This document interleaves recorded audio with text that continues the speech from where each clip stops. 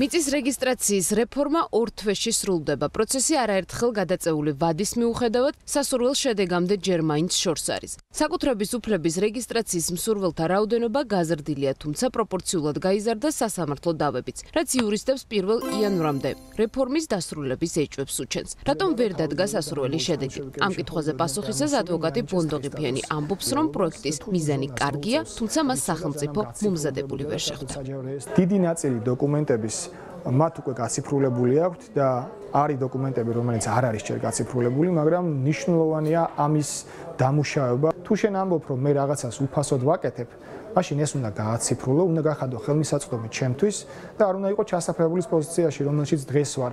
საბუთი რო არ მაქვს კი არა, აი ადამიანები საბუთებს რო ნახულობენ და პოულობთ და რა ვიცი, მთელი დასტა არის დოკუმენტების, იმათაც კი უწევთ წვალება და ამ ქაოსში გზის გაკვლევა და იმ ხალხს ეხო ზედმეტია საუბარი, ვინც შეიძლება საკუთარი ფინანსური პრობლემების ადგილზე არ ყოფნის გათვალისწინებით მოახერხებს და აქ რაიმეს დაუმტკიცებს სახელმწიფოს. საბოლოო ჯამში ეს მოუმზადებლობა რთულად აისახება სასამართლოზე, იმიტომ რომ ეს განუკითხაობა თავს იყრის სასამართლოში და ისედაც გადატვირთული სასამართლო კიდევ უფრო იტვირთება და ვერ ასრულებს ამ პროცესებს.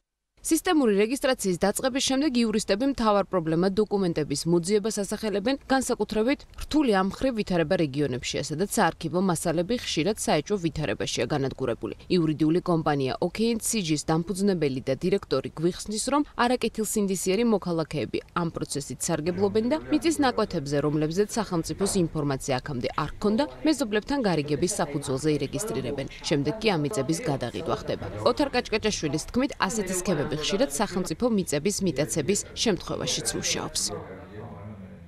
საკუთრების უფლებები დაირეგისტრეს სწორედ იმ ხარვეზის ესე ვთქვათ წყალობით, რასაც რამოდენიმე მიწის მესაკუთრის ან სოფლის ან მუნიციპალიტეტის წარმომადგენლის მიერ დამოწმებით, ესე ვთქვათ, შესაბამისობის დამოწმებით ხდება. საჯარო ეს არ აქვს საშუალება ყველა ეს ინფორმაცია გაანალიზოს, შეგნით დაინახოს, ესე ვთქვათ, ამ დოკუმენტებში ან განცხადებებში დაინახოს დანაშაული ჯიშნები და შეარჩეროს ასეთი წარმოებები. ეს პირები ასწრებენ არა მარტო რეგისტრაციას, არამედ გადაყიდვას კიდევაც და ესე ვთქვათ, აღმოჩნდება უკვე ბრჭყალებში, კეთილსინდისიერების შემძენის ხელში ეს ქონებები, რითაც სახელმწიფოს ეკარგება შესაძლებლობა, რომ ასეთი ტიპის ქონებები დაიბრუნოს.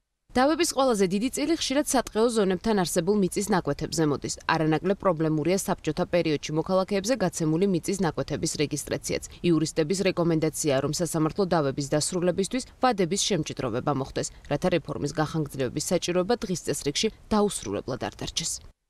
სახელმწიფო ისეც უნდა გააკეთოს, რომ სასამართლოში დავების განხილვების ვადებთან დაკავშირებით ამ კატეგორიის დავებზე იყვეს გარკვეული ვადა დაწესებული. სასამართლოს საკმარისად დიდი ხანი ჭირდება საქმეების განხილვასთან დაკავშირებით და ის რაც ამ დავების კატეგორიაზე ხდება, ანალოგიურად არის ამ ჭრილში მოქცეული და თუ დავა დასრულდება